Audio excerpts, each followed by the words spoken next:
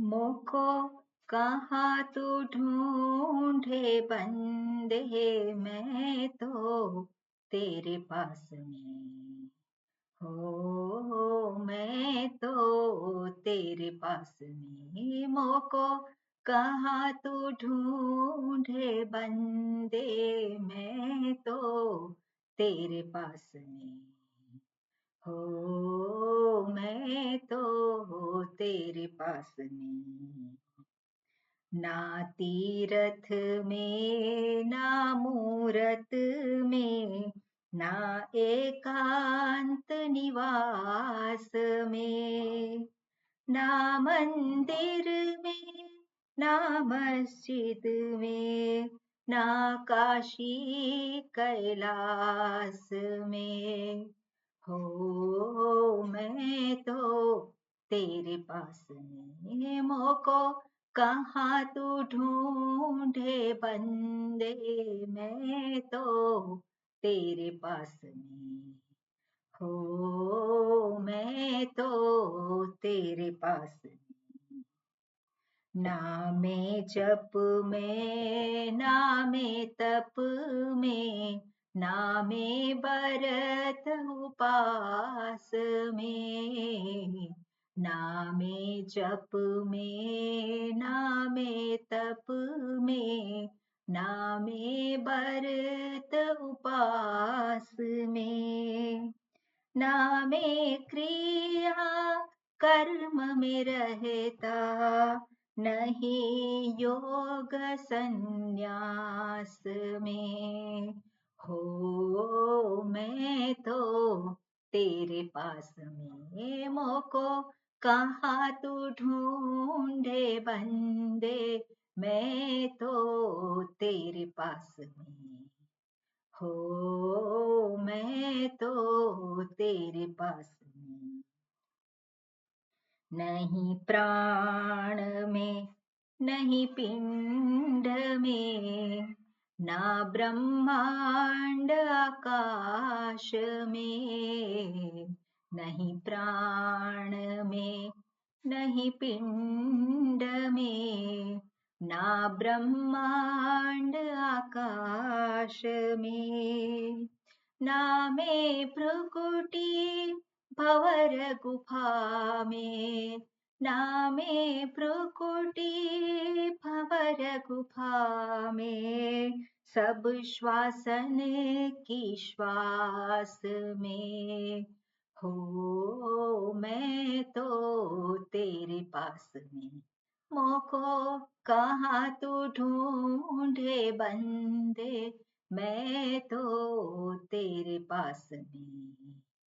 हो मैं तो तेरे पास में।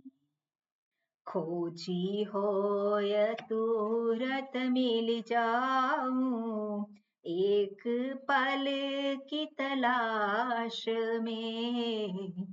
खोजी होय तुरत मिल जाऊं, एक पल की तलाश में। कहा ही कबीर सुनो भाई साधो, कहा ही कबीर सुनो भाई साधो, मैं तो हूँ विश्वास में। हो मैं तो तेरे पास में। मोको कहाँ तू ढूंढे बंदे, मैं तो तेरे पास में। हो मैं तो तेरे पास में। हो मैं तो तेरे पास में। ओम हरि ओम श्री गुरुभ्यो नमः। हरि ओम। ओम सहनाववतु सहनौ भुनक्तु सह वीर्यं करवावहै, तेजस्विनावधीतमस्तु मा विद्विषावहै। ओम शांति शांति शांतिः। शङ्करं शङ्कराचार्यं केशवं बादरायणं, सूत्रभाष्यकृतौ वन्दे भगवन्तौ पुनः पुनः। ईश्वरो गुरुरात्मेति मूर्तिभेदविभागिने व्योमवद्व्याप्तदेहाय दक्षिणामूर्तये नमः। दयाकरं दयाकारं दान्तं धर्मप्रवर्तकं प्रणमामि दयानन्दं मदाचार्यवरं परम्। ओके, मंगलाचरण जय वृंदावन। ओम नमो भगवते वैवस्वताय मृत्यवे ब्रह्म विद्याचार्याय नचिकेतसे च। ओके, हाँ, मंत्र 12મો અને 13મો ચંદ્રિકાબેન. અંગુષ્ઠ ચાલે છે બીજી વારીમાં પુસ્તક હોય તો, નહીં તો હું સંભળાવું છું.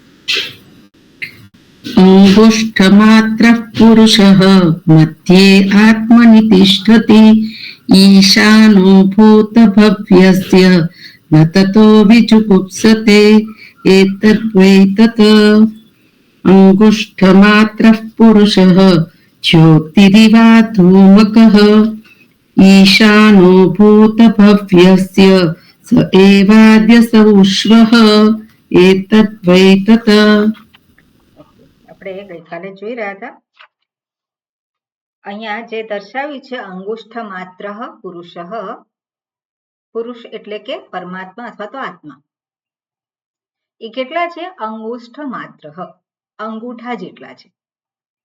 અંગૂઠા જેટલા છે અહીંયા દર્શાવવાનો મતલબ એ છે, એને બે રીતે આપણે જોયું, એક તો ઉપાસના માટે અને બીજું સમજદારી માટે.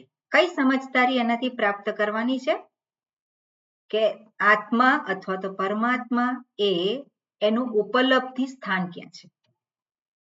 એટલે અંગુષ્ઠ માત્ર પુરુષ મધ્ય આત્મની તિષ્ઠતિ, અને એ દર્શાવતા અહીંયા મધ્ય આત્મની એટલે ક્યાં છે? હૃદય પુંડરીકે મધ્ય, એટલે હૃદયમાં એ સ્થિત છે. અર્થાત હું તરીકે જે ઉપલબ્ધ થાય છે એ જ આત્મા છે. અને ઉપલબ્ધ ક્યાં થાય છે તેનું સ્થાન દર્શાવે છે હૃદય. પણ હૃદય એટલે સ્થૂળ નહીં, સમજદારી છે અહીંયા કે હૃદય જે આપણા માટે હું માટેનું શું છે? ઉપલબ્ધિ સ્થાન. અને ત્યાં અંતઃકરણમાં જે બે વૃત્તિઓ આપણે જોયું, એક અહમ વૃત્તિ, બીજી ઇદમ વૃત્તિ. અહમ વૃત્તિ જે છે હું એ ઇદમ વૃત્તિની પાછળ છે. પણ અહમ વૃત્તિ જેને અહંકાર કહેવામાં આવે છે ત્યાં જ એ ઉપલબ્ધ છે. જ્યારે વૃત્તિ તરીકે એને જોઈએ તો અહમ વૃત્તિ અને ઇદમ વૃત્તિ, તો વૃત્તિ એ તો કેવી છે? મર્યાદિત છે. અહંકાર જે છે આપણે કહીએ છીએ તો અહમ વૃત્તિ એ તો વૃત્તિ પ્રગટ થાય છે અને જતી રહે છે. પણ એ વૃત્તિ અહમ વૃત્તિ સર્વ ઇદમ વૃત્તિની પાછળ એની સાથે રહેલી જ છે, પણ વૃત્ત્યાત્મક નથી. હું કેવો છું? હું પોતે સાક્ષાત છું. હું એવું ના કહી શકું કે વૃત્તિમાં હું પેલો પ્રગટ થાય છે એટલે હું છું, એવું ના કહી શકું.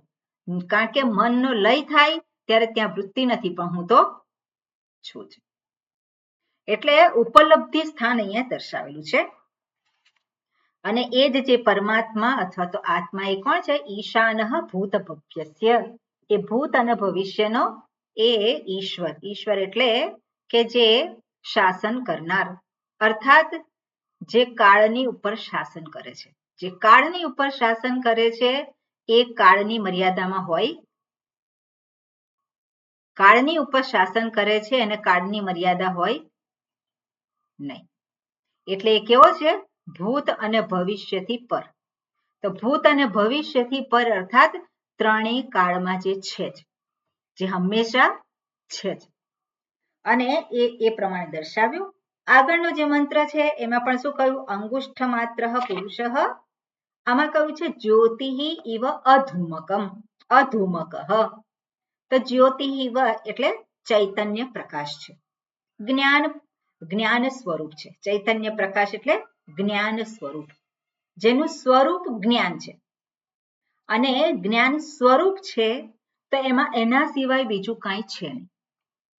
અને એ દર્શાવતા આપણે જોયું હતું કે જ્યોતિ એટલે સ્વયં પ્રકાશિત છે. એટલું જ નહીં, એ બીજાને પણ પ્રકાશિત કરે છે.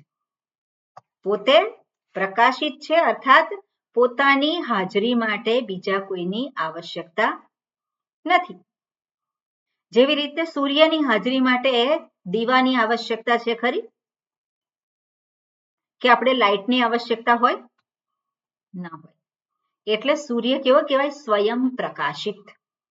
અને સ્વયં પ્રકાશિત છે અને ત્રણેય લોકને પ્રકાશિત કરે છે. એ જ રીતે હું, જેને કહો છે જ્યોતિ સ્વરૂપ, જ્ઞાન સ્વરૂપ, ચૈતન્ય સ્વરૂપ, એ ચૈતન્ય સ્વરૂપ છે, એને પ્રગટ થવા માટે બીજા કોઈની આવશ્યકતા નથી.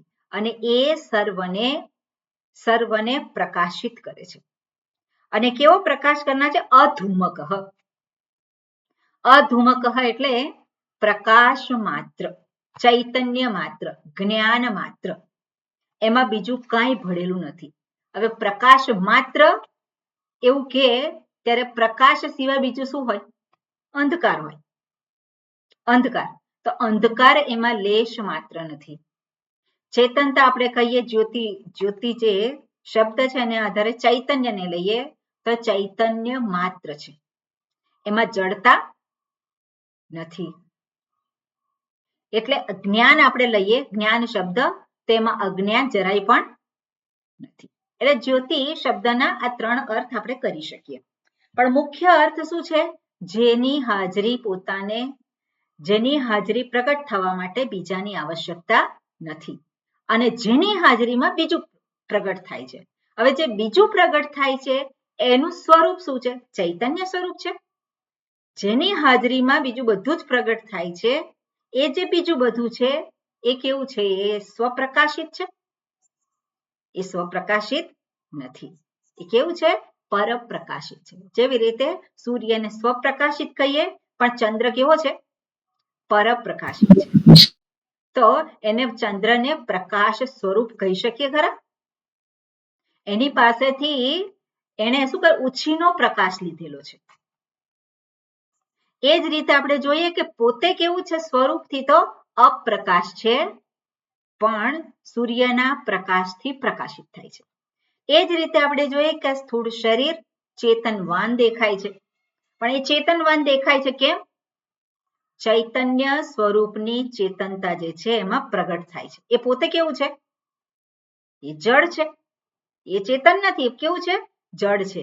એ જ રીતે ઇન્દ્રિયો, એની ચેતનતા પોતાની નથી, પણ એને ચેતનતા પ્રાપ્ત થઈ છે. હુંની હાજરીમાં ચેતનતા એને પ્રાપ્ત થઈ છે.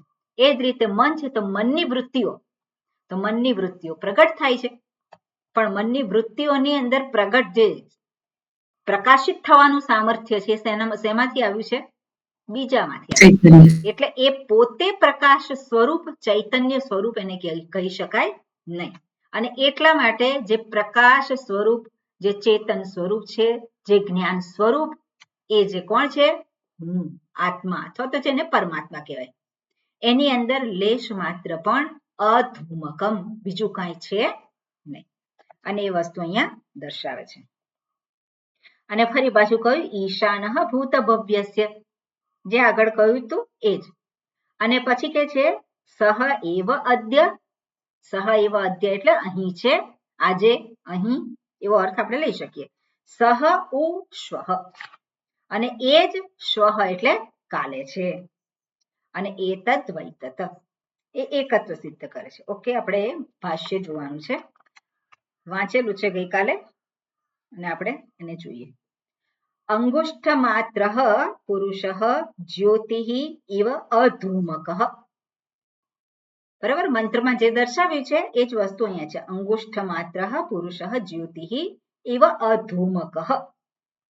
એ કેવો છે? સ્વયં પ્રકાશિત છે. અંગુષ્ઠ માત્ર પુરુષ એટલે કે આત્મા. હવે અધૂમક પછી આગળ ભગવાન ભાષ્યકાર શું કહે છે? અધૂમકમ ઇતિ યુક્તમ. અધૂમક કહ્યું છે, પણ ખરેખર છાંદસમ છે. એ શું હોવું જોઈએ? અધૂમકમ. એટલે અધૂમકમ ઇતિ ઇતિ પઠનમ યુક્તમ, એવી રીતે વાંચવું એ યોગ્ય છે. જ્યોતિહી પરત્વાદ, કેમ એવું કરવાનું? તો કે એ વિશેષણ છે. કોનું વિશેષણ છે? તો કે જ્યોતિહી. હવે જ્યોતિહી શબ્દ જે છે, જ્યોતિહી ઇવ અધૂમક છે. તો જ્યોતિહી શબ્દ જે છે, જ્યોતિષ શબ્દ છે, સકારાંત, અને નપુંસકલિંગ શબ્દ છે. બરાબર, આ ખાસ ધ્યાનમાં રાખવાનું. જ્યોતિષ તો જ્યોતિ, જ્યોતિહી, પ્રથમા વિભક્તિ એકવચન શું થાય? જ્યોતિહી. પણ શબ્દ શું છે? જ્યોતિષ. હવે જ્યોતિષ નપુંસકલિંગ શબ્દ છે. ઘણી બધી વખત એને ફેમિનાઇન એટલે છોકરીને નામ આપવામાં આવે જ્યોતિ, અથવા છોકરાઓને પણ નામ આપવામાં આવતું, એટલે પુલ્લિંગ અથવા તો સ્ત્રીલિંગ એ પ્રમાણે નામ આપવામાં આવતું હોય. જ્યોતિ બસુ એક હતા ને પોલિટિશિયન નું નામ, તે શું છે? જ્યોતિ. અત્યારે છે કે નહીં ખબર નહીં, પણ જ્યોતિ તે શું છે? પુલ્લિંગ હોય અથવા તો સ્ત્રીલિંગ, એવી રીતે એને નામ આપવામાં આવે. ખરેખર જ્યોતિષ એ શું છે? નપુંસકલિંગ શબ્દ છે, એટલે કોઈને એવી રીતે નામ આપી ના શકાય. પણ જે ગ્રામર ના જાણતું હોય, જેને ના ખબર હોય, ઈકારાંત છે એટલે એને એવું લાગે કે સ્ત્રીલિંગ છે, પણ એ શું છે? નપુંસકલિંગ શબ્દ છે.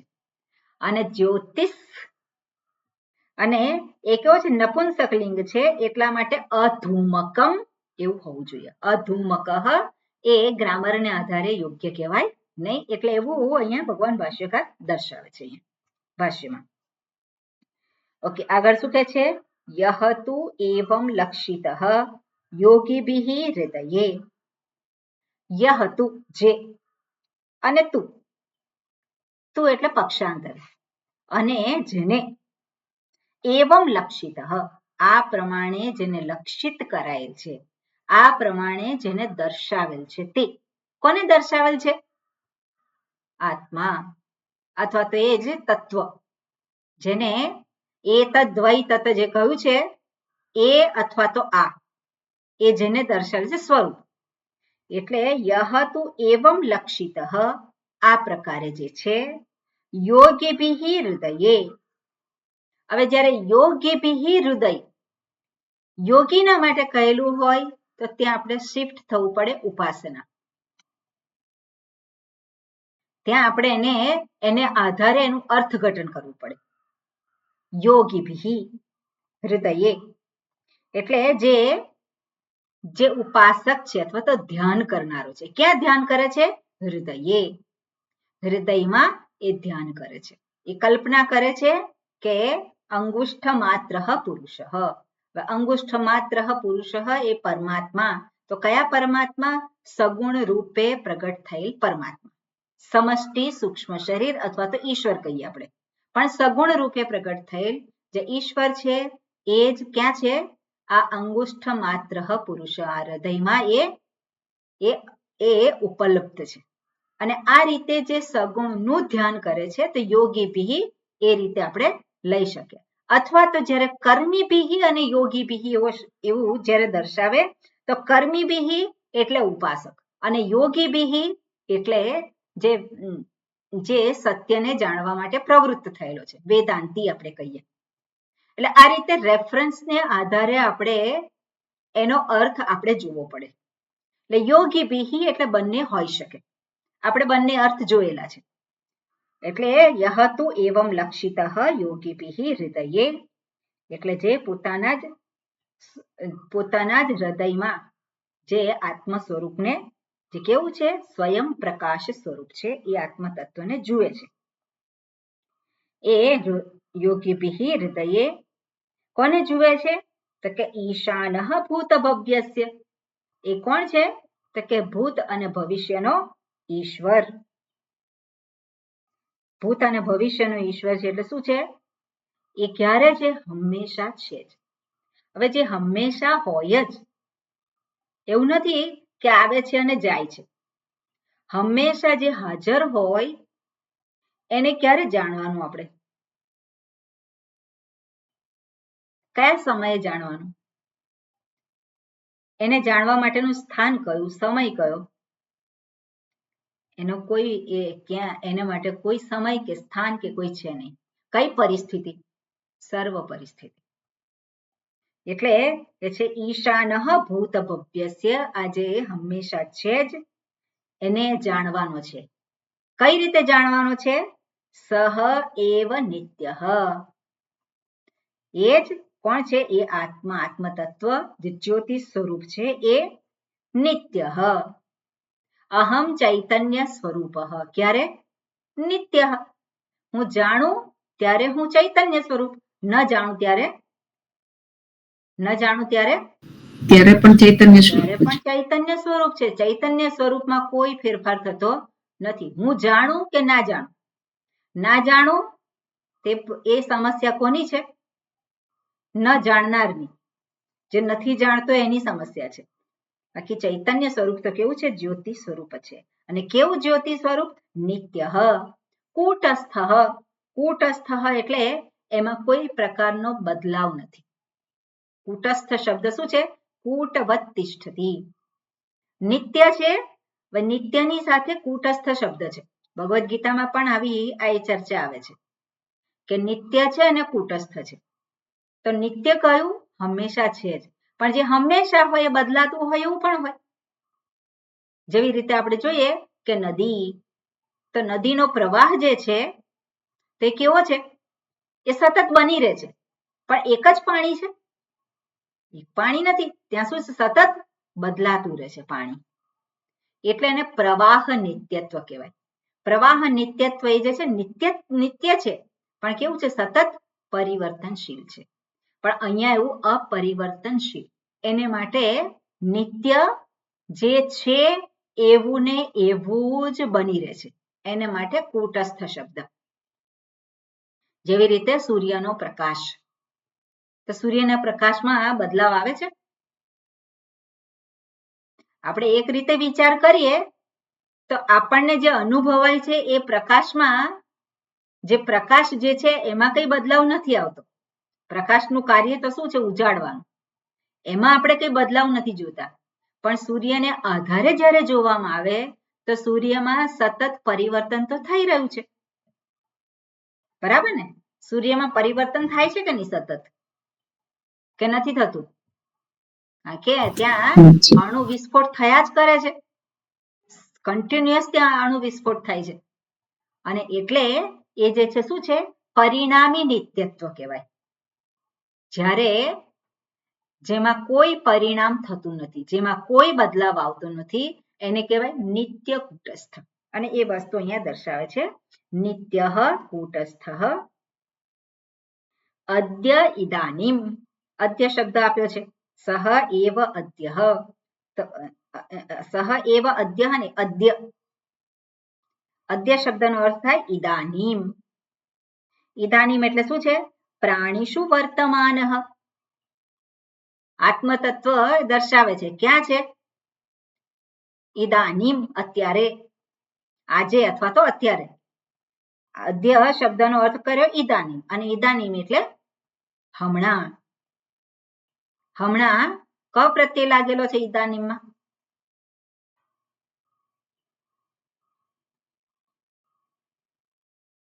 દાનીમ. બરોબર? ઇદમ ને દાનીમ, કાલે. એટલે હમણાં, અત્યારે. અત્યારે ક્યાં છે? પ્રાણીષુ વર્તમાન. પ્રાણીષુ કઈ વિભક્તિ છે? સપ્તમી વિભક્તિ બહુવચન. પ્રાણીષુ વર્તમાન એટલે જે પ્રાણીઓમાં રહેલ છે. પ્રાણીઓ કેટલા છે? પ્રાણી કોને કહેવાય? અનેક છે. પ્રાણી કોને કહેવાય? દરેક જીવ છે એને પ્રાણી કહેવાય. જેની અંદર શ્વસન તંત્ર ચાલુ છે, પ્રાણન ક્રિયા જેનામાં ચાલુ છે, એને કોણ કહેવાય? પ્રાણી. એટલે મનુષ્ય એ કોણ છે? પ્રાણી છે. કારણ કે કેમ?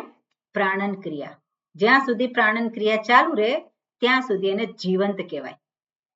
એટલે ક્યાં એ અવેલેબલ છે? કઈ જગ્યાએ પ્રાપ્ત થાય? પ્રાણીષુ વર્તમાન. જે બધા પ્રાણી જે છે એની અંદર જ એ રહેલ છે, દરેકમાં એ રહેલ છે. અને સહ ઉ શ્વઃ, અને અહીંયા જે દર્શાવે છે સહ ઉ એટલે અપી, ઉ એટલે અપી, અને વળી સહ શ્વઃ, સહ શ્વઃ, સહ એટલે તે આત્મા અથવા તો તે પરમાત્મા, શ્વઃ એટલે આવતીકાલે, આજે છે, અત્યારે છે અને આવતીકાલે પણ છે. એનો અર્થ શું છે? જે હંમેશા છે જ. હવે આવતીકાલે છે એટલે શ્વઃ અપી વર્તિષ્યતે. તો અહીંયા જે દર્શાવે છે પ્રાણીઓમાં જે રહેલ છે હંમેશા નિત્ય કૂટસ્થ એવું જે તત્વ જે છે એ હંમેશા રહેલ છે પ્રાણીઓમાં. ક્યાં એ પ્રાપ્ત થાય છે? દરેક પ્રાણીના હૃદયમાં પ્રાપ્ત થાય છે. કઈ રીતે પ્રાપ્ત થાય છે? હું તરીકે એ પ્રાપ્ત થાય છે. હવે પ્રાણીને આધારે જ્યારે આત્મતત્વની પ્રાપ્તિ કહેતા હોય તો પ્રાણી એટલે શું છે? શરીરધારી. અને શરીરધારી એટલે કોણ? જીવાત્મા. તો જે જીવાત્મા જે છે એમાં આત્મતત્વ એ છે. દરેક જીવાત્મામાં એ આત્મતત્વ રહેલું છે. કેવું? ચૈતન્ય સ્વરૂપ, નિત્ય એવું કૂટસ્થ. તો જેને આપણે જીવાત્મા કહીએ છીએ તો એ જીવાત્મા જે શરીરધારી છે એ આ શરીર છૂટી જાય પછી ફરી નવા શરીરમાં એ પ્રગટ થાય છે. તો ત્યાં એ નવું શરીર છે, ત્યાં નવું ફરી પાછું પેલો શ્વસન તંત્ર ફરી પાછું ત્યાં ચાલુ થાય છે. તે કેવું છે? જીવાત્મા હંમેશા નિત્ય બની રહે છે. પણ એ જે નિત્યત્વ છે કેવું છે? કૂટસ્થ નિત્યત્વ ના કહેવાય. જીવાત્મા તરીકે કૂટસ્થ નિત્યત્વ નથી. જીવાત્માનું કૂટસ્થ નિત્યત્વ ના કહેવાય. કેમ? કારણ કે જ્યારે જ્ઞાન થાય ત્યારે એનો અંત આવે. જીવાત્મા રહે નહીં. રહે કે પછી જતો રહે જ્ઞાન થાય ત્યારે?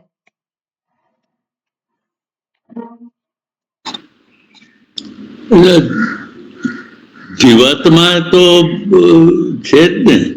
બની રહે છે પણ જીવાત્મા કોને કહ્યું? જે પ્રાણ કરે ચાલતા હોય એને જીવ કહેવાય. પ્રાણધારી છે એને જીવ કહેવાય. તો પ્રાણધારી છે, ક્યાં પ્રાણ ચાલે છે? ચૈતન્ય સ્વરૂપની અંદર, શરીરમાં. ચૈતન્ય સ્વરૂપમાં પ્રાણ ચાલે છે?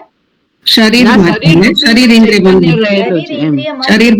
જે આ જે કાર્યકરણ સંઘાત છે ત્યાં પ્રાણ છે. બરાબર. બરાબર ને? જ્યાં શરીર છે ત્યાં પ્રાણ છે, શરીર નથી ત્યાં ક્યાં પ્રાણ છે?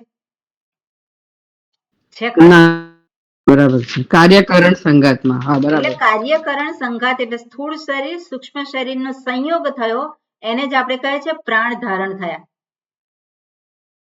અને સ્થૂળ શરીર અને સૂક્ષ્મ શરીરનો વિયોગ થયો ત્યાં આપણે શું કહે છે? પ્રાણ ચાલ્યા ગયા. ખરું કે નહીં જયંતભાઈ? એ અત્યારે તમે આપ જે બોલ્યા એ બરોબર છે, પણ અગાઉનું જે સેન્ટેન્સ હતું હું એમ સમજ્યો હતો કે એક વખત એ ચૈતન્ય સ્વરૂપને જાણી લે પછી એ જીવાત્મા કહેવાય કે નહીં. પણ એવું પોસિબલ ન થઈ શકે કે એ જીવાત્મા અવસ્થામાં પણ હોઈ શકે? શું હોઈ શકે? એ જેણે ચૈતન્ય સ્વરૂપ જાણી લીધું છે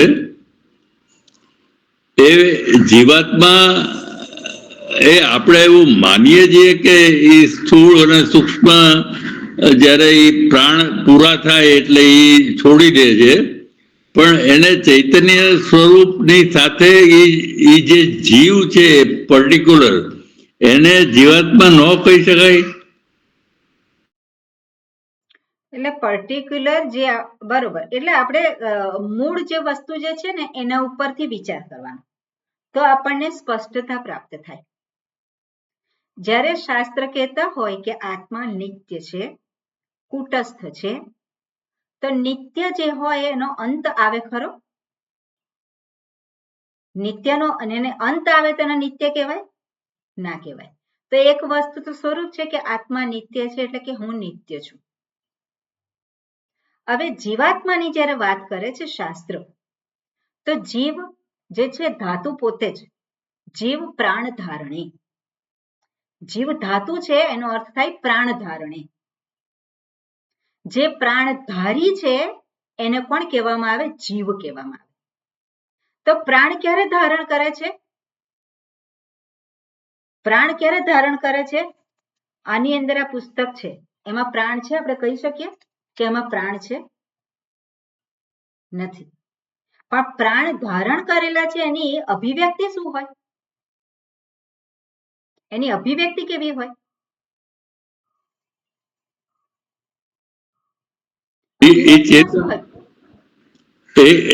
ચેતનવાન હોય. ચેતનવાન.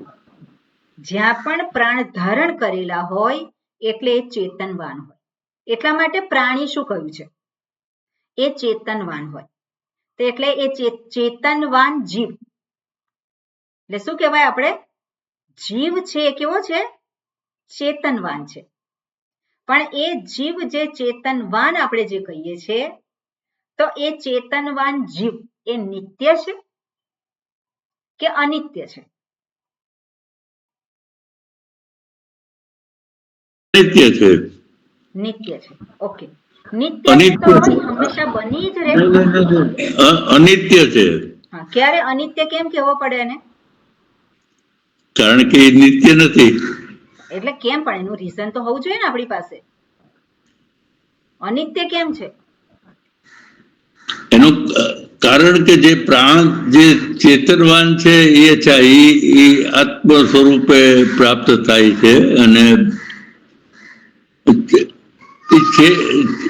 જે ચેતના એની છે એને આત્મ સ્વરૂપનું પ્રાપ્તિ સ્થાન મળી ગયેલું છે ને. આપણે થોડોક વિચારમાં જે વાતો થતી હોય આપણે શાસ્ત્રમાં એ શબ્દોને આધારે આપણે થોડુંક જોવાનું. એટલે જેવી રીતે આપણે કોઈ ડેફિનેશન આપેલી હોય તો એ ડેફિનેશનમાં શું કરીએ? એ શબ્દોને વળગીને એને જોવાનો પ્રયત્ન કરીએ. એ શબ્દોને પકડી રાખવાના અને પછી જોવા માટે પ્રવૃત્ત થવાનું.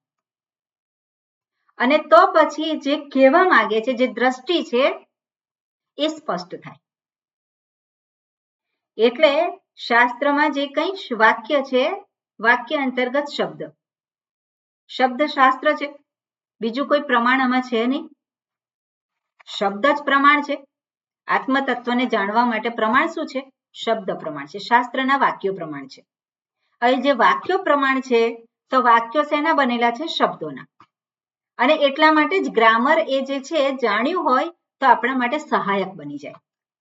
ગ્રામર એટલા માટે જ જાણવાનું. તો એ જે શબ્દ જે છે એ શબ્દનો અર્થ જાણ્યો હોય અને શબ્દના અર્થ થકી વાક્યનો અર્થ. હંમેશા આપણે જોવાનું કેવી રીતે હોય? વાક્યને આપણે જોઈએ તો અહીંયા જે ભગવાન ભાષ્યકાર જે છે એ પણ શું કરે છે?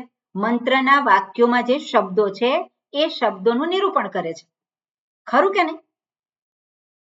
મંત્રના જે કંઈ શબ્દો છે એ શબ્દોનું એક પછી એક બધા શબ્દોનું નિરૂપણ કરે છે, એની વ્યાખ્યા કરે છે. કેમ? કારણ કે એ જે શબ્દો જે છે મંત્રના શબ્દો એને આપણે જાણી શકીએ નહીં. આપણી બુદ્ધિ જે છે એટલી એની અંદર જે અર્થ રહેલો છે એ આપણે જાણી ન શકીએ. એટલે ભાષ્ય આપણને સહાયભૂત થાય છે. પણ એ ભાષ્ય સહાયભૂત થાય ત્યારે પણ મંત્ર જે દર્શાવવા માંગે છે બધા જ શબ્દો થકી જે વાક્ય એ તો આપણે પામવું રહ્યું. એટલે આપણે શબ્દને પકડવાનો કે વાક્યને પકડવાનું? શેને પકડવાનું? વાક્યને પકડવાનું. વાક્યને પકડવાનું. આ વાક્યને પકડવાનું કે દ્રષ્ટિને પકડવાની? એટલે વાક્યની પાછળ હંમેશા કોઈ દ્રષ્ટિ હોય તો જ વાક્ય બને. હા, પણ એ વાક્યને પકડવાનું કે દ્રષ્ટિને પકડવાની? ના, દ્રષ્ટિ જ પકડવાની છે. દ્રષ્ટિને પકડવાની. એટલે શું કહેવા માંગે છે એ વ્યક્તિ એને એ દ્રષ્ટિને પામવા માટે આપણે એના વાક્યને અનુસરવું પડે. એ વાક્યને અનુસરવા માટે શબ્દને અનુસરવું પડે. એટલે એની દ્રષ્ટિ જે છે એ ચરિતાર્થ મારા માટે ત્યારે જ થાય જ્યારે એ જે શબ્દ થકી જેને દર્શાવવા માંગે છે એને આપણે ઓળખીએ. બરાબર ને? એટલે જ્યાં સુધી એની દ્રષ્ટિ મને પ્રાપ્ત ના થાય ત્યાં સુધી મારી દ્રષ્ટિને બાજુ પર રાખવાની. ત્યાં સુધી એવું નથી કહેતા કે તારી દ્રષ્ટિ તારે લાવવાની જ નથી. મનનનું જે કાર્ય કરવું છે, મનન કરવાનું, એ ગળી જવાનું નથી કહેતા. હું કહું છું એટલે આ સાચું માનવાનું. આ માનવાની વાત નથી અહીંયા. આ તો સત્યનું દર્શન છે. અને શ્રુતિ આપણને મદદ કરે છે. ભગવાન ભાષ્યકાર છે આપણને મદદ કરે છે. તો એ જે આપણને મદદ કરે છે તો આપણે એની સાથે સાથે ચાલવું તો પડે જ. જો આપણે એની સાથે સાથે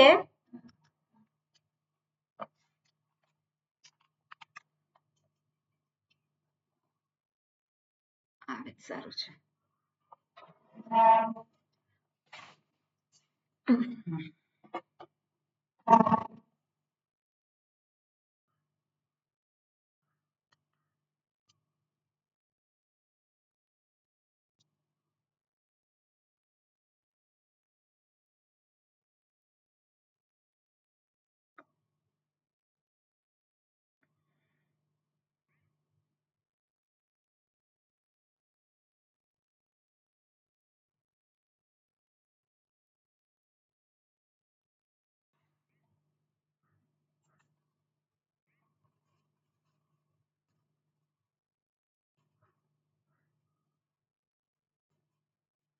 પ્રાપ્તિ થાય છે ત્યારે જીવાત્મા કહેવાય કે ન કહેવાય. મેં માત્ર એનો જવાબ આપ્યો હતો કે એ જીવાત્મા એટલે ચૈતન્ય સ્વરૂપ જયારે પ્રાપ્ત થાય છે ત્યારે જીવાત્મા નથી જ એવું એસ્ટાબ્લિશમેન્ટ બરોબર છે, થાય છે. પણ કોઈ જીવતા જીવતા તે એવું ચેતનવાન કોઈ પેલું પાત્રમાં આવ્યું નહીં હોય. પાત્ર મારું તો આ 2 વર્ષ તો હજી ઇન્વોલ્વમેન્ટ છે, મને તો બહુ કઈ ખબર નથી. ના, પણ એ સ્વામીજીના વિચારથી આપણે જીવ જ શિવ કહેવાય એવું મારા મનથી એવું થાય છે, પછી ખબર નહીં. ઓકે, સોરી સ્વામીજી, તમારો માઈક બંધ છે. શિવ કહેવાય છે, શિવ કહેવાય છે એ વર્ષોથી ચાલી આવતું એક સત્ય છે. પણ તેમ છતાં આવો એક પ્રશ્ન થયો એટલે અને મેં ખોટું સમજ્યો હતો. સ્વામીજી આવી ગયા છે. ઓકે, આપણે જોઈએ હવે. બરોબર. હવે જે આપણે વાત કરી હમણાં કે કોઈ પણ આ વસ્તુ આપણે જે વ્યવહાર છે આપણો એમાં પણ આપણે લાગુ કરવાની હોય તો ઘણા બધા સંઘર્ષો ઓછા થઈ જાય. કોઈક વ્યક્તિને આપણે જ્યારે રજૂ કરતો હોય એની પોતાની વાત ત્યારે એની પાછળની એની દ્રષ્ટિ કઈ છે, શું કહેવા માંગે છે, એને ડાયરેક્ટ ડિસમિસ ના કરી દેવાનું હોય. હું કહું છું એ સાંભળ. પેલો એક વાક્ય બોલે અને સામે ફરી પાછું શું થાય? ના ના ના, એવું નહીં, તું આ કર, તું આમ જો. ના ના ના ના, એક વાક્ય બોલે ના ના ના ના. પણ પેલો એક વાક્ય બોલ્યો પછી આગળ એ શું કહેવા માંગે છે એ પહેલા એની દ્રષ્ટિને પામવા માટે આપણે શું કરવું પડે? એની સાથે ચાલવું પડે, એની સાથે વિચારવું પડે. પણ આપણે હું જ સાચો કે હું જ હું જ છું, મારી જ દ્રષ્ટિ સાચી છે, એ દ્રષ્ટિને આપણે થોપી ના શકીએ કોઈની ઉપર. એને ક્યારે એની દ્રષ્ટિમાં સુધારો કરી શકીએ? તો પહેલા એની દ્રષ્ટિનો સ્વીકાર હોય. એ શું કહેવા માંગે છે, એની દ્રષ્ટિ કઈ છે એનો સ્વીકાર હોય. પછી એની દ્રષ્ટિમાં જે કંઈ દોષ રહેલો હોય એ દોષને આપણે દર્શાવી શકીએ કે મને દેખાય છે કે તારે આટલી આ જગ્યાએ ત્યાં કરેક્શન કરવાની જરૂર છે. એટલે કોઈ પણ વ્યક્તિ હોય એની દ્રષ્ટિ એ દોષપૂર્ણ છે અને એ ખરાબ છે, એ ખોટી છે એવું લેબલ ના આપવાનું હોય. હું સાચો, તું સાચો, હું સાચી, ખરાબ, સારું, આ બધું ના હોય આપણા જીવનમાં. આપણે જ્યારે પણ વ્યક્તિની સાથે આપણે વ્યવહાર કરીએ છીએ તો આ વસ્તુનું ધ્યાન આપવાનું હોય. સામેની વ્યક્તિ છે, એની દ્રષ્ટિ છે, એને રિસ્પેક્ટ આપવાનો. અને શાસ્ત્ર આપણને આ બધું શીખવાડે છે. શાસ્ત્રમાં અનેક શંકાઓ કરવામાં આવે છે અને શંકાનું સમાધાન. પણ જ્યારે શાસ્ત્ર દ્રષ્ટિ આપતા હોય, જ્યારે કંઈક કહેતા હોય, ત્યારે આપણે એની સાથે સાથે ચાલવું પડે.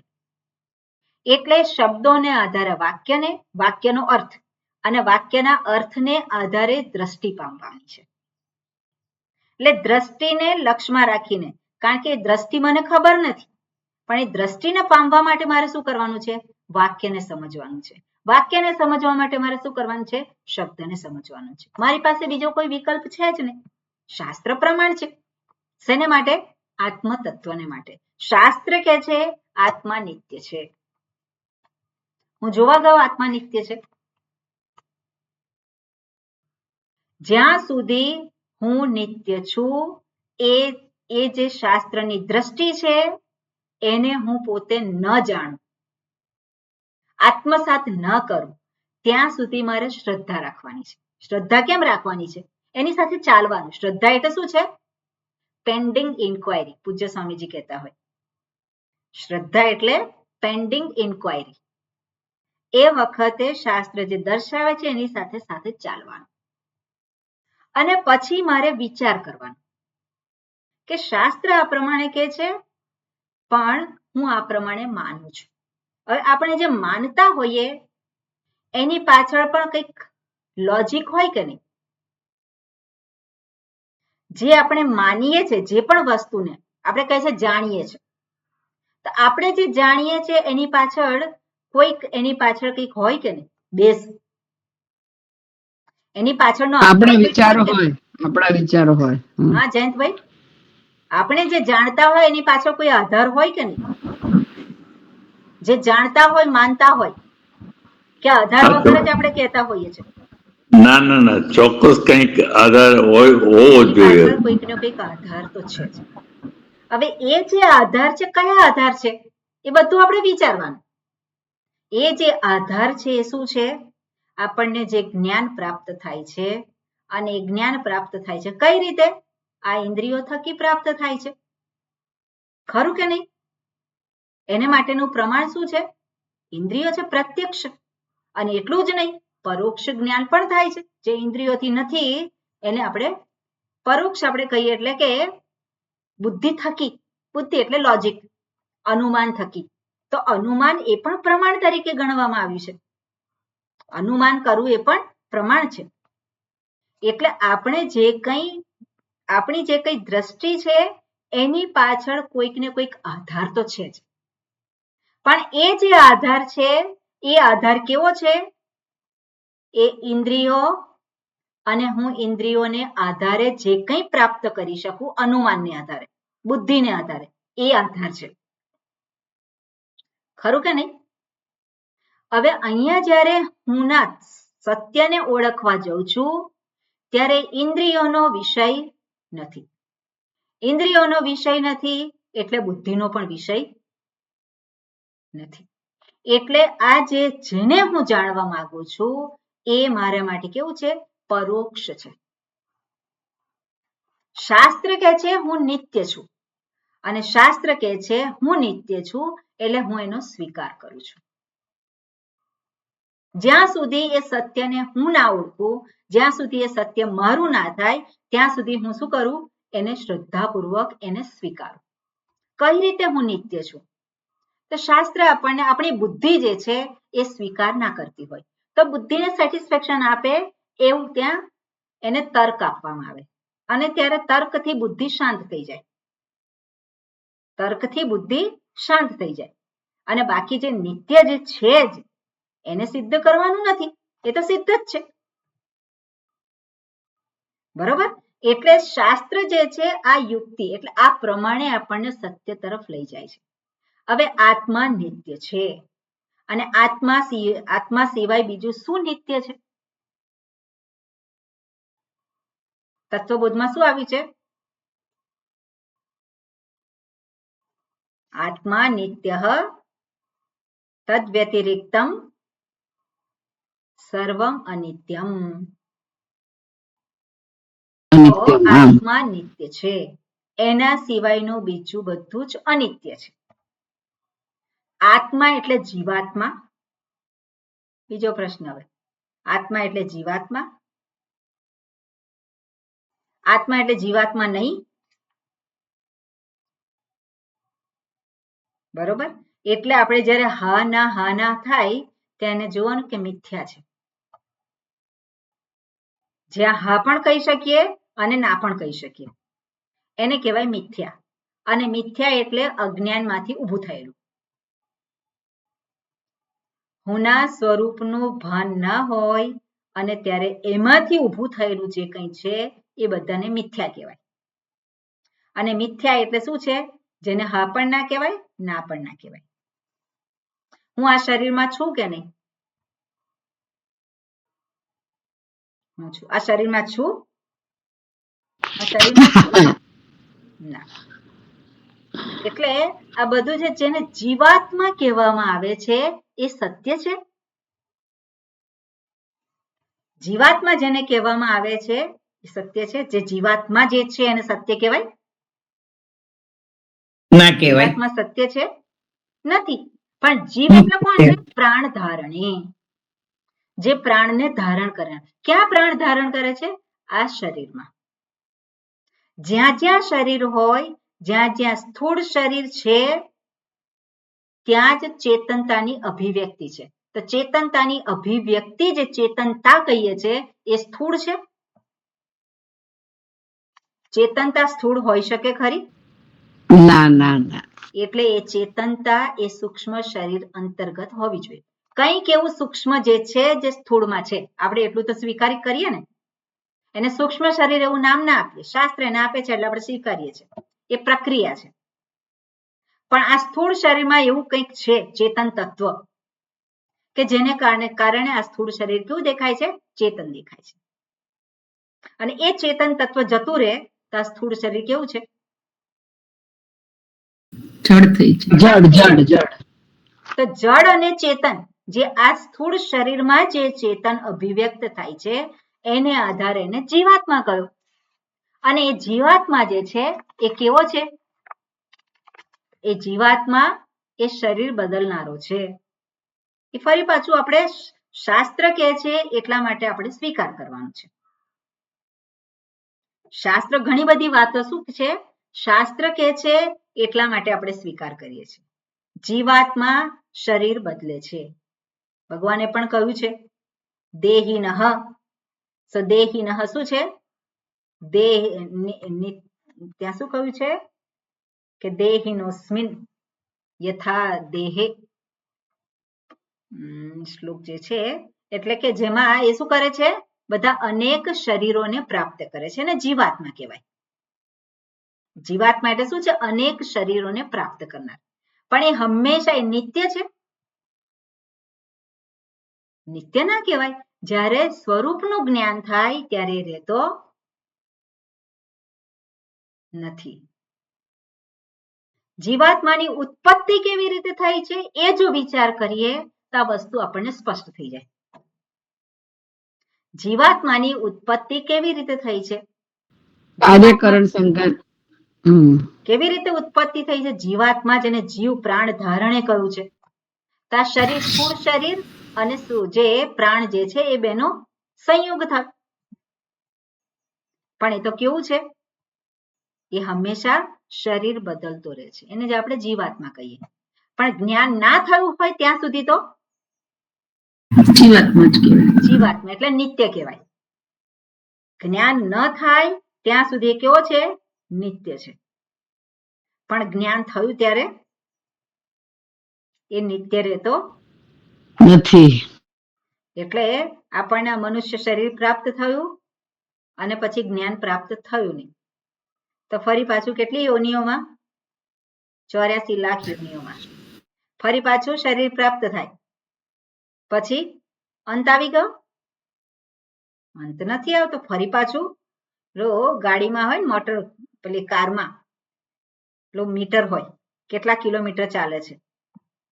પછી એના કિલોમીટરની પેલા આંકડા બધા જ એ થઈ જાય, પૂરા થઈ જાય 99,999 અને પછી 0 આવે. શું આવે? ત્યાં 0 આવી જાય. એટલે ફરી પાછું 0 થી ચાલુ થાય. એટલે એવી રીતે આ શું છે? જીવાત્મા નિત્ય એટલા માટે કહેવાય. પણ નિત્ય એટલે હંમેશા એ નિત્ય જ છે એવું નહીં. ક્યાં સુધી? કારણ કે એની ઉત્પત્તિ કેવી રીતે થઈ છે? અજ્ઞાનને કારણે આ શરીરને હું માનવાથી જીવાત્મા ઉત્પન્ન થયેલો છે. બરાબર ને? સ્વરૂપનું અજ્ઞાન છે અને એમાંથી જ પેલો હું કોને ગણે છે? આ શરીરને આધારે, અને એને જીવાત્મા કહેવાય છે. અને એટલા માટે આપણે જોઈએ કે આ જે જીવાત્મા છે અહીંયા શું કહ્યું છે? કૂટસ્થ અદ્ય ઇદાનીમ પ્રાણીષુ વર્તમાનઃ. જે આ પ્રાણી જે જીવાત્મા તરીકે જે છે, જીવ તરીકે જે છે એ વર્તમાન એમાં એ રહેલ છે. કોણ રહેલ છે? નિત્ય એવો આત્મા ત્યાં જ પ્રાપ્ત થઈ શકે છે. બરાબર? જેને જીવ કહેવામાં આવે છે ત્યાં જ એ છે. કોણ? નિત્ય આત્મા. અને એટલે વર્તમાન સહ ઉશ્વ અપી વર્તિષ્યતે. અને દરેક જે જીવ જે છે એ પેલું શરીર બદલાય પણ પેલો જીવાત્મા તો બની રહે છે. પણ એ જીવાત્મા જે છે, જેને કહેવામાં આવે છે જીવાત્મા, એ તો હંમેશા કેવો છે? ત્યાં છે જ, હંમેશા છે. એ જીવાત્મા હંમેશા છે અને આત્મા હંમેશા છે. હવે એ બે માંથી નિત્ય કોણ? આત્મા. કેમ? કારણ કે જીવાત્માનો ક્યારેક તો અંત આવે જ છે. એટલા માટે અહીંયા કહે છે જીવ શ્વઃ અપી વર્તિષ્યતે. શ્વઃ એટલે આવતીકાલે, આવતીકાલે એટલે આવતા જન્મમાં ફરી પાછો જન્મ પ્રાપ્ત થાય જીવાત્મા તરીકે, ત્યારે પણ એ તો બની જ રહે છે. બની રહે છે. કોણ બની રહે છે? જીવાત્મા બની રહે છે. અને જે જીવાત્મા છે, જેને જીવાત્મા કહેવાય છે એ આત્મા, જેને નામ પ્રાપ્ત થયું શું? જીવાત્મા. હવે આત્માનું નામ જીવાત્મા છે, તેને પરમાત્મા ના કહેવાય. જીવાત્મા હોય તો પરમાત્મા ના કહેવાય, પણ આપણે તો આત્માને પરમાત્મા કહીએ છીએ. બરાબર ને? એ હકીકત છે. સત્ય એક જ હોય, ક્યાં તો આત્મા કહીએ અથવા તો પરમાત્મા કહીએ. તેને જીવાત્મા કહેવાય? આત્માને ના કહેવાય. બરાબર જયંતભાઈ? એટલે એ નિત્ય છે. શ્વઃ અપી વર્તિષ્યતે. એ ત્યાં જીવાત્મા તરીકે ફરી પાછો પ્રગટ થાય છે ત્યારે પણ નિત્ય એવો આત્મા તો ત્યાં રહેલ જ છે. ઓકે, આગળ શું કહે છે? ન અન્યઃ તત્સમઃ અન્યઃ ચ જનિષ્યતે ઇત્યર્થઃ. જનિષ્યતે એવો પ્રગટ કરતો નથી. કોને પ્રગટ કરતો નથી? પ્રગટ કરશે નહીં. જનિષ્યતે તો અન્યઃ તત્સમઃ અન્યશ્ચ.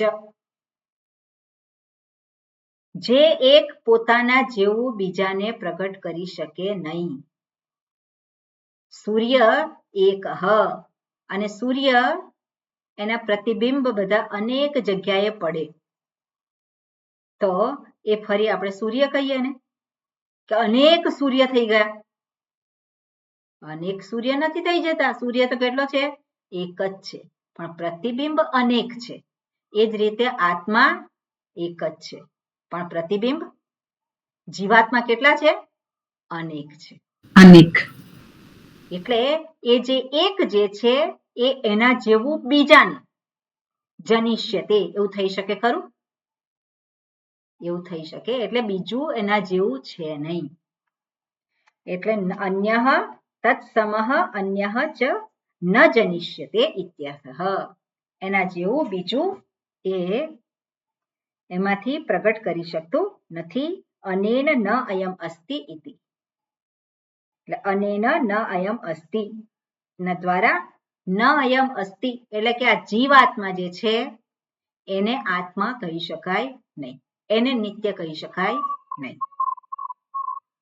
અને એના જે આપ્યું છે એટલે આખો મંત્રનો આપણે અહીંયા અર્થ લેવાનો. જેને કહેવામાં આવે છે અંગુષ્ઠ માત્ર પુરુષ જ્યોતિ, જે ચૈતન્ય સ્વરૂપ છે, માત્ર ચૈતન્ય સ્વરૂપ છે, જેને ઈશાન ભૂત ભવ્યસ્ય, અને જેને કહેવામાં આવે છે જે નિત્ય છે કૂટસ્થ, એવો જે આત્મા છે અનેન એટલે આ પ્રમાણે જેને દર્શાવ્યો છે એના દ્વારા ન અયમ અસ્તિ. ઓકે, આ જે દર્શાવ્યો છે આત્માને એના સંદર્ભમાં કોઈકને એવો સંશય થાય છે. આજે આત્મા જે આ પ્રકારે દર્શાવ્યો છે એના સંદર્ભમાં પ્રશ્ન થાય છે. શું થાય છે? ન અયમ અસ્તિ. ન અયમ અસ્તિ એટલે આ નથી.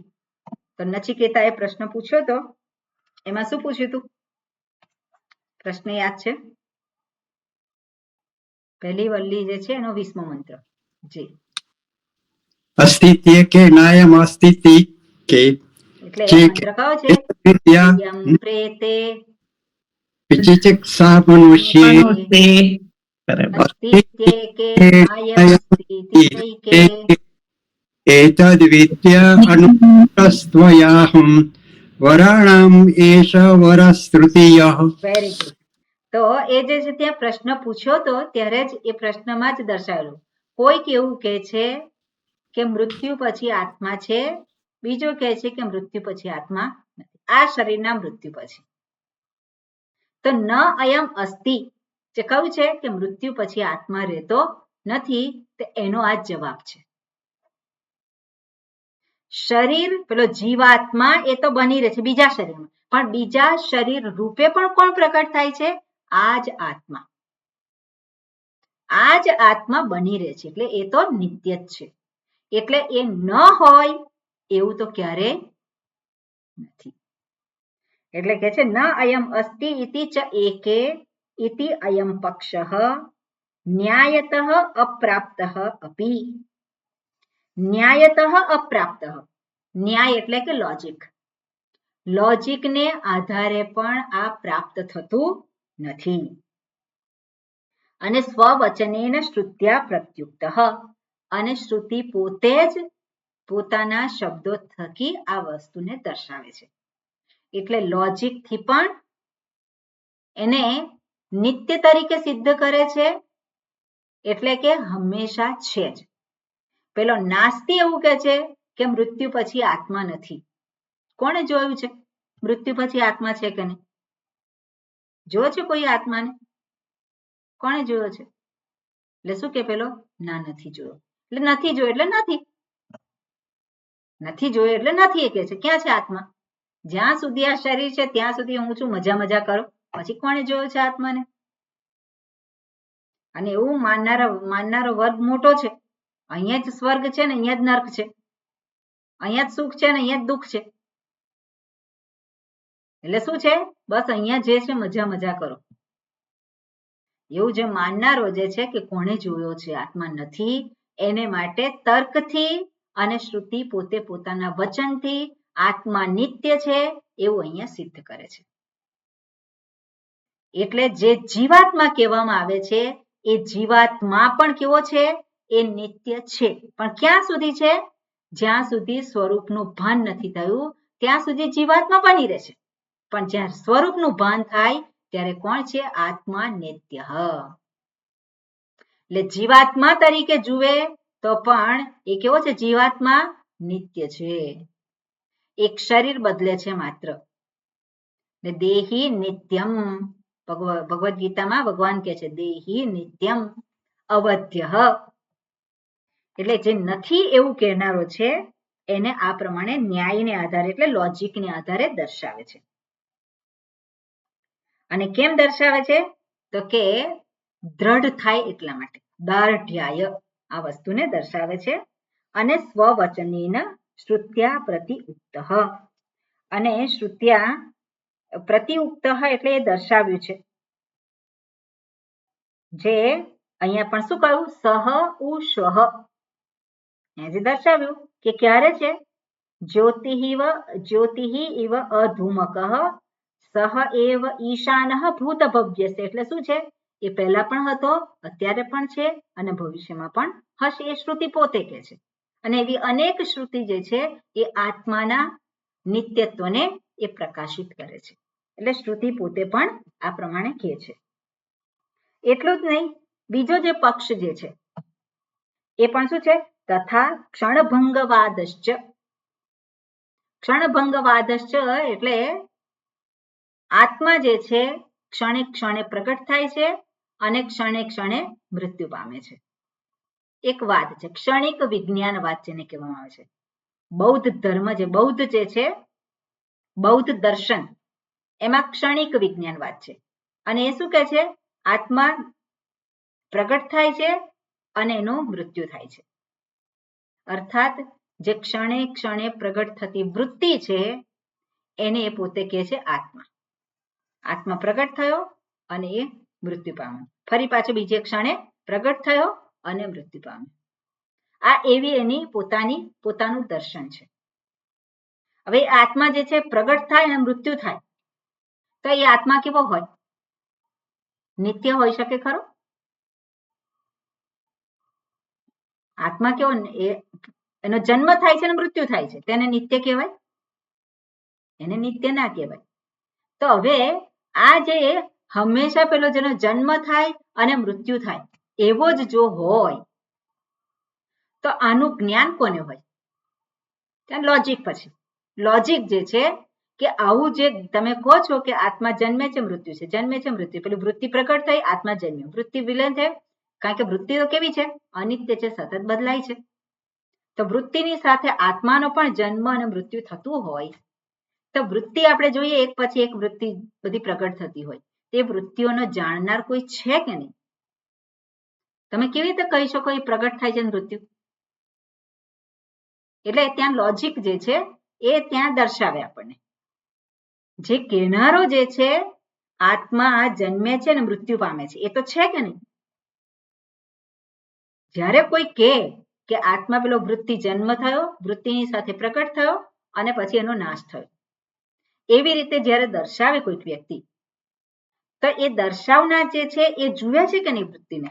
એનો જન્મ થયો, મૃત્યુ થયું, તો આત્માનો જન્મ અને મૃત્યુ એ જોનાર કોઈક છે કે નહીં? એ કોણ છે? એ કેવો છે? એનો જન્મ અને મૃત્યુ છે. જો એનો જન્મ અને મૃત્યુ પ્રત્યેક વૃત્તિની સાથે થતું હોય તો કોણ જાણે? એટલે આ વાદ જે છે એ બુદ્ધિપૂર્વકનો આપણે કહી શકીએ નહીં. કોઈક એવી નિત્ય વસ્તુ છે કે જે પ્રત્યેક વૃત્તિ છે એનો ઉદ્ગમ અને એનો અસ્ત એને જાણનાર છે. એની જન્મ અને મૃત્યુ જે છે વૃત્તિનું, જેને વૃત્ત્યાત્મક કહેતા હોય આત્મા, તો એ જે દર્શન છે, એ જે વાત છે એનો પણ અહીંયા નિષેધ કરે છે શ્રુતિ. એ કેવું છે કે આત્મા તો હંમેશા છે જ, એનું મૃત્યુ નથી. એટલે કેવો છે આત્મા? કૂટસ્થ, હંમેશા એમાં કોઈ પણ પરિવર્તન વગરનો છે, હંમેશા બની જ રહે છે. આ પ્રમાણે કહે છે. ઓકે, હવે આગળ જે છે એમાં શું કહ્યું છે વાંચીએ, એની સંગતિ છે એ. ઓકે, હા હર્ષાબેન. પુનઃ અપી, બોલો. પુનરપી ભેદ દર્શન અપવાદમ બ્રહ્મણ આહ. હું બોલું છું પછી તમે રિપીટ કરો. પુનઃ અપી ભેદ દર્શન અપવાદમ બ્રહ્મણ પુનઃ અપી ભેદ દર્શન અપવાદમ બ્રહ્મણ આહ. બ્રહ્મણ આહ. બ્રહ્મણ આહ. બરાબર, ત્યાં વિસર્ગ છે પણ વિસર્ગ છે દર્શાવેલું છે કે સંધિના નિયમને આધારે. બરોબર. એટલે ફરી પાછું અહીંયા બીજા ઉદાહરણને આધારે જે આત્માના નિત્યત્વને જે સ્વીકારતો નથી અને જે આત્મા નિત્ય છે એવું સ્વીકારે છે, એ બંનેને શેની પ્રાપ્તિ થાય છે એ ફરી પાછું ઉદાહરણને આધારે આપણને દર્શાવશે. એટલે બે મંત્ર છે અને પછી આ વલ્લી પૂરી થાય છે, તો એને આપણે આવતીકાલે જોઈશું. બરાબર, મંત્ર આપણે વાંચી શકીએ અત્યારે. ઓકે ચંદ્રિકાબેન. યથોદકં દુર્ગે વૃષ્ટમ. યથોદકં દુર્ગે વૃષ્ટમ. યથોદકં દુર્ગે વૃષ્ટમ પર્વતેષુ વિધાવતી એવં ધર્માન પૃથક પશ્યમ સ્થાનેવાનુવિધાવતી. સરસ. નેક્સ્ટ. યથોદકં શુદ્ધે શુદ્ધમ આસિક્તમ તાદૃગે. યથોદકં શુદ્ધે શુદ્ધમાસિક્તમ સુક્તમ. પેલા બોલ્યા એ બરોબર જ હતું. બરાબર હતું. યથોદકમ શુદ્ધે શુદ્ધમ આસિક્તમ તાદૃગેવ ભવતી એવં મુનેર્વિજાનત આત્મા ભવતિ ગૌતમ. Very good. ઓકે, અને આપણે આવતીકાલે જોઈશું. ઓમ પૂર્ણમદઃ પૂર્ણમિદં પૂર્ણાત પૂર્ણમુદચ્યતે પૂર્ણસ્ય પૂર્ણમાદાય પૂર્ણમેવાવશિષ્યતે. ઓમ શાંતિ શાંતિ શાંતિ. હરિ ઓમ. શ્રી ગુરુભ્યો નમઃ. હરિ ઓમ. હરિ ઓમ. હરિ ઓમ. પ્રણામ.